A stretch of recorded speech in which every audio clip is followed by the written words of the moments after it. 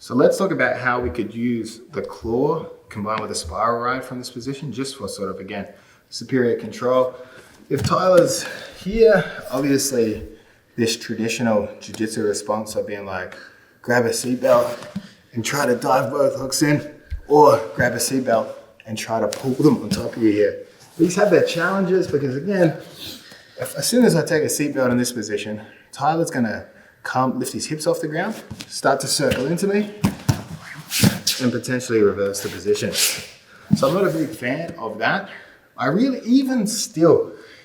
would always recommend staying behind the arms because we block underhooks here. Second we're over the top, this underhook can always come in.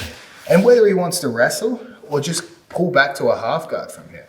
A lot of guys will want to safely return if they prefer to be on bottom.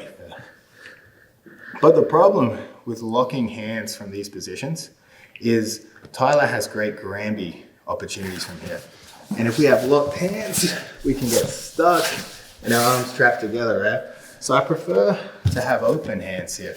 And I prefer to use a claw in combination with a spiral ride here. So again, we sort of are still following those principles of contorting the spine because I'm trying to pry this hip towards the sky here as I'm pulling his head in this direction here.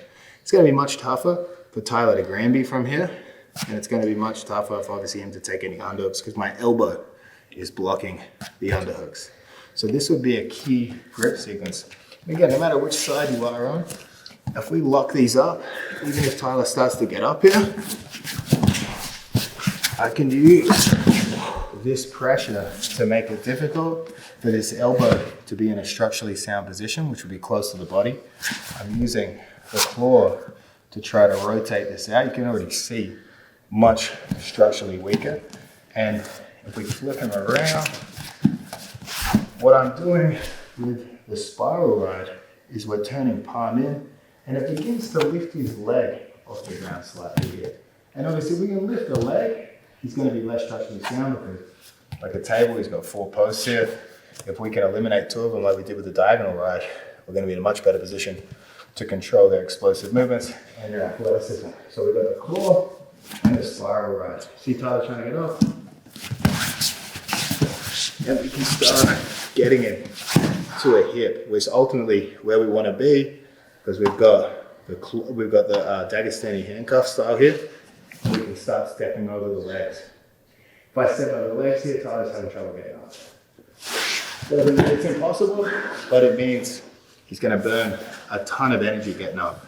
So ideally, we do want to bring him to a hip from turtle, but if we're talking control, we want to bring him to a hip in such a manner that we can be on top of the hip that's pinned to the ground.